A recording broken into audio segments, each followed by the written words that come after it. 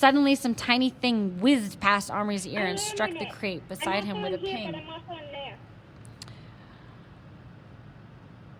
Twisting his head, Omri saw a feathered arrow the size of a pin still quivering from its flight.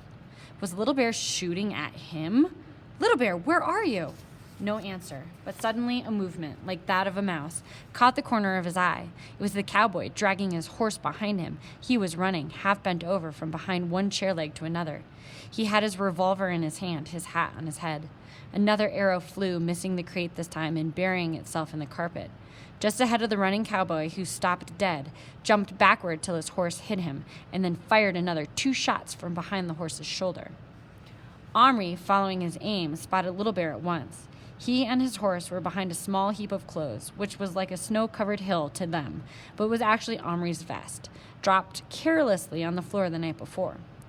Little Bear, safe in the shelter of his cotton mountain, was just preparing to shoot another arrow at the cowboy, one that could hardly fail to hit its mark, meaning it was going to hit the cowboy. The poor fellow was now scrambling desperately onto his horse to try to ride away, and was in full sight of the Indian as he drew back his bowstring. Little Bear, stop! Omri's frenzied voice rang out. Little Bear did not stop, but his surprise spoiled his aim, and the arrow sped over the cowboy, doing no worse than sweep away his big hat and pin it to the baseboard behind the chair. This infuriated the little man, who, forgetting his fear, stood up in his stirrups and shouted, "Tarnation take ya, you red varmint! Wait till I catch ya. I'll have your stinking red hide for a sleeping bag." With that, he rode straight toward the Vests hill at full gallop, shouting out strange cowboy war cries and waving his gun, which, by Omri's count, still had 2 bullets in it. Little Bear had not expected this, but he was only outfaced for a moment. Then he coolly drew another arrow from his quiver and fitted it to his bow. "Little Bear, if you shoot, I'll pick you up and squeeze you," Omri cried. Little Bear kept his arrow pointing toward the oncoming horseman. "What you do if he shoot?" he asked. "He won't shoot. Look at him." Sure enough, the carpet was too soft for much galloping, and even as Omri spoke, the cowboy's horse stumbled and fell, pitching its rider over its head. Little Bear lowered his bow and laughed. Then, to Omri's horror, he laid down the bow among the folds of the vest, reached for his knife, and began to advance on the prostrate cowboy. What do you think he was going to do with his knife? "Little Bear, you are not to touch him. Do you hear?" Little Bear stopped. He tried to shoot Little Bear. White enemy. Try to take Indian's land. Why not kill? Better dead. I act quick. He not feel. You see. And he began to move forward again. When he was nearly up to the cowboy, Omri swooped on him. He didn't squeeze him, of course, but he did lift him high and fast enough to give him a fright. "Listen to me now. That cowboy isn't after your land. He's got nothing to do with you. He's Patrick's cowboy like you're my Indian.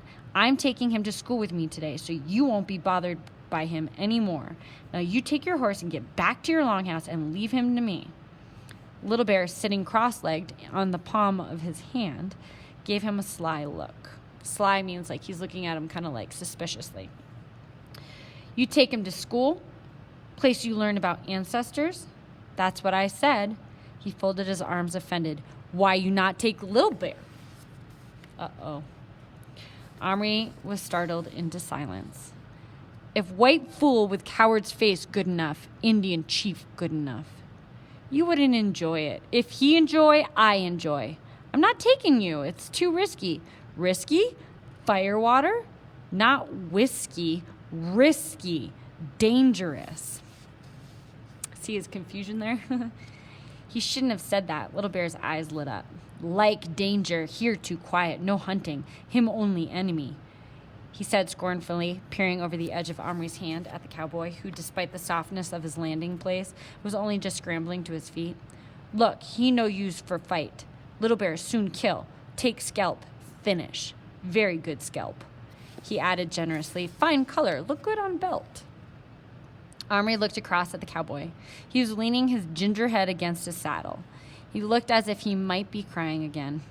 Omri felt very sorry for him. "You're not going to hurt him," he said to the Indian, "because I won't let you. If he's such a coward, it wouldn't do your honor any good anyway. Little Bear's face fell, then grew mullish. I wonder what mullish means. No tell from scalp on belt if it belonged to coward or brave men, he said slyly. Let me kill, and I do dance around campfire, he coaxed. He grew mullish, meaning like, if you wanted to like, his face fell, he looked sad, he looked angry, so he still wants the scalp. He doesn't care about the honor. No, Omri began. Then he changed his tactics. All right, you kill him, but then I won't bring you a wife. The Indian looked at him a long time. Then he slowly put his knife away. No touch. Give word. Now you give word. Take Little Bear to school. Take to plastic. Let Little Bear choose own woman. Omri considered. He could keep Little Bear in his pocket all day. No need to take any chances. If he were tempted to show the other children, well, he must resist temptation. That was all. So in other words, he said, go ahead, kill him, and then I won't give you a wife. And so obviously he wants a wife more than he wants to kill the cowboy. And after school, he could take him to Yaps. The boxes with the plastic figures in them were in a corner behind a high stand. Provided there weren't too many other kids in the shop, he might be able to give Little Bear a quick look at the lady Indians before he bought one, which would be a very good thing. Otherwise, he might pick an old or ugly one without realizing it. It was so hard to see from their tiny plastic faces what they would look like when they came to life.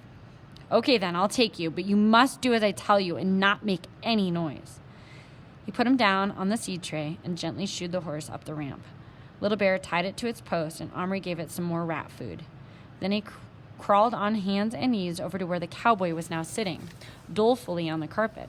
His horse's reins looped around his arm, looking too miserable to move. What's the matter? Omri asked him. The little man didn't look up. Lost my hat, he mumbled. Oh, is that all? Omri reached over to the baseboard and pulled the pin-like arrow out of the wide brim of the hat. Here it is, he said kindly, laying it on the cowboy's lap. The cowboy looked at it, looked up at Omri, then stood up and put the hat on. You sure ain't no regular hallucination, he said. I'm obliged to you, meaning thank you, I oblige. Suddenly he laughed. Just imagine thanking a piece of your delirium tremens for giving you your hat back. I just can't figure out what's going on around here. Say, are you real or was that an engine reel? 'Cause in case you ain't noticed, you're a dang sight bigger than he is. You can't both be real. I don't think you ought to worry about it. What's your name? The cowboy seemed embarrassed and hung his head. My name's Boone, but the fellows call me Boho. Boo-hoo. That's on account of I cry so easy. It's my soft heart. Show me something sad or scare me just a little and the tears just come to my eyes. I can't help it. Omri, who had been somewhat of a crybaby himself until very recently, was not inclined to be scornful about this, meaning angry or mean, and said, that's okay. Only you needn't be scared of me. And as for the Indian, he's my friend, and he won't hurt you. He's promised. Now, I'd like you and your horse to go back into the big crate. I'll stick the knot back in the wood. You'll feel safer. Then I'll get you some breakfast. Boone brightened visibly at this. What would you like? Aw, shucks, I ain't that hungry. A couple bits of steak and 3 or 4 eggs sitting on a small heap of beans. Wash down with a jug of coffee. Suit me just dandy. You'll be lucky, thought Omri.